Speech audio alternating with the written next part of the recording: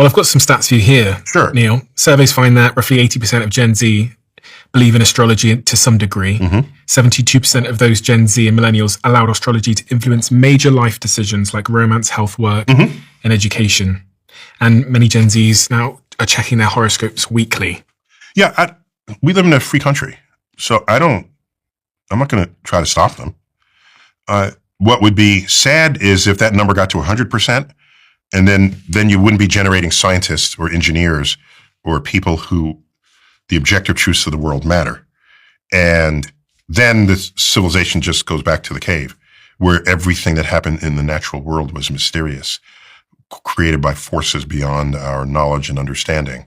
And this is the title of one of Carl Sagan's books, The Demon-Haunted World. Science as a Candle in the Dark. That was the subtitle of that book. So if you want to think you're not in control of your fate because the sun, moon, and planets are, it's like I said, it's a free country. Is there anything that you've learned that the universe does to influence us? Yeah, the sun rises and I wake up because I want to be awake during the day. Yes. That people aren't. Yeah, the tide comes in and I move my beach chair back because the tide came in.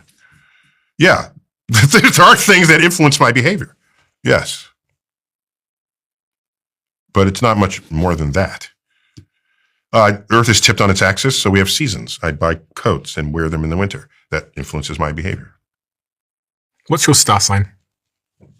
Well, I once had someone take a class of mine at the Hayden Planetarium that I taught on astrophysics.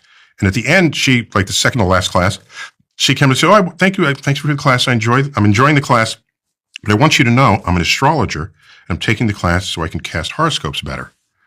So I said, "It's really working for you?" She said, Yeah. She said, "For example, what's your horoscope sign?" And I said, "Shouldn't you be able to figure that out?"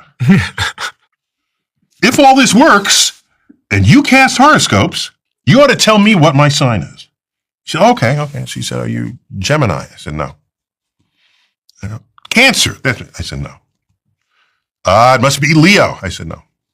8 horoscopes later, she gets the correct answer and says, "I knew it." So I'm simply saying that her 9th guess out of 12 was correct, and she declares, "I knew it." Why do people want to believe in things like this? I think they want the world to still have mysteries, because mysteries are beautiful things. However, the world still has mysteries. They're just different mysteries from whatever there used to be. And so follow the mysteries where they take you. And there's another branch of all of us who must have answers to every question, because they're not learning to love the questions. They only want to love the answer. So they say, "What was around before the Big Bang?" I said, "I don't know. We got top people. Something had to be around." I said, "I don't know. Must have been God." So there's their answer. And then they're happy. What happens after death? Well, it looks like you rot in the ground, but otherwise, I mean, that's what physics. It's got to be something. Your soul. I said, "There's got to be God, heaven." Okay, that's their answer. They've got their answer. And if that's your answer at every turn, you're not as good an investigator of the unknown, because you just invented the answer to the unknown. You're content. What is dark matter? I don't know. We got top people working. Is that the spirit of God? Okay. Then that person won't walk into a lab to continue to study what dark matter and dark energy is. I don't mind if you want to say it's God, but don't let that stop your curiosity. But if you say it's God and then you're done, then you're not very useful in the lab. Those people seem to be happier and healthier, though, which is the surprising thing. Religious people.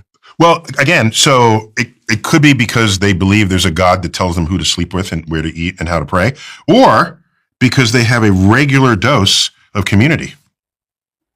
I don't know that those are completely separable variables. There are people who they love and care about that they see every week, which is not happening with so many people today. Do you think you would be happier if you believed in God? I'm a pretty happy guy. Do you think you'd be happier? I don't know. I've seen very happy people in celebrating their version of God. But then there are other people who are really happy in their version of God. And here's the problem. Deeply religious people typically find other religions deeply religious people will declare for themselves and others in that religion that all the other religions are false. False. And if not false, just make preposterous claims. It is so obvious to them how false all the other religions are. Now you go to this religion. It is obvious how preposterous the rest of the religions are. You go around religion to religion. And so what's really going on here is devout people in so many of these religions are atheists to every religion but their own. Every religion but their own. Okay? How can a mountain have moved to Muhammad? That can't be. But, okay. Oh, but yes, the creator of the universe impregnated a woman in the Middle East 2,000 years ago. That's more believable than anything in the Quran for this person. Okay? And then the Jews, he's saying, Jesus is the son of God? What are you crazy? Where'd you get that from? He's a good Jew, nice prophet, but son of God, you're going too far. So everybody's saying what's not true. So they're atheists for every other, they just don't believe any other religion. Whereas an actual atheist